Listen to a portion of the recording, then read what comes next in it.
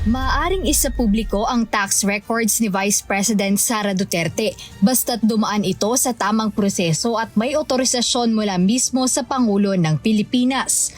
Ayon kay Attorney Reggie Tonggol, spokesperson ng Senate Impeachment Court, may legal na basihan o precedent o naunang kaso na kung saan pinayagan ang ganitong hakbang nang hindi nalalabag ang batas. Upang maiwasan aniya ang anumang pananagutang kriminal, kailangang dumaan sa tamang legal na proseso ang paglalabas ng tax records kung sakaling kakailanganin ito sa nagpapatuloy na paglilitis sa pangalawang Pangulo. Paliwanag ni Attorney Tonggol, sinusundan lamang ng korte ang naging sistema noong impeachment trial ni dating Chief Justice Renato Corona. That time, si Commissioner Jimenarez, naghingi siya ng permiso sa presidente at ang rason niya ay President Noynoy, meron po akong stampina dito, bigyan niyo po ako ng permiso kasi pag hindi po ako nagdala ng dokumento doon, mako-contempt of court po ako. At kapag wala naman akong permiso mula sa inyo, ako naman ay pwedeng kasuhan ng criminal case under Section 270 ng National Internal Revenue Code o ng Tax Code. Kaya para po wala akong liability, hihingi po ako sa inyo ng permiso ayon sa Section 71 naman ng Tax Code na pinapayagan. Paliwanag pa ni Attorney Tonggol, ito ang tamang paraan upang maprotektahan ang sinumang tatayong Bureau of Internal Revenue o BIR Commissioner laban sa kasong contempt of court o criminal liability.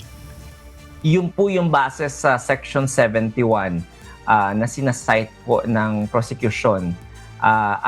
Yun din po yung sinasite ni dating Commissioner Jimenarez when she was presented as a witness sa impeachment court nung panahon ng impeachment ni Corona.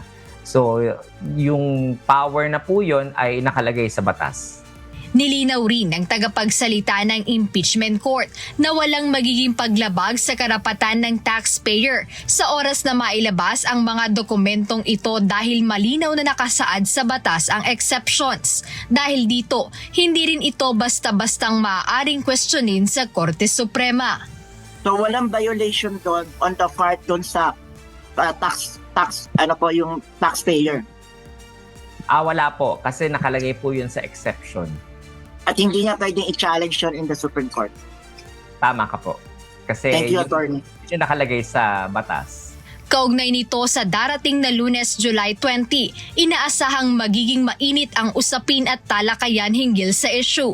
Pagkatapos nito ay nakatakda na ring magpasya ang impeachment court hinggil sa kahilingan ng prosecution na ipasabpina ang bank at tax records ni Vice President Sara Duterte. Jedne Resina, humahataw sa balita ngayon.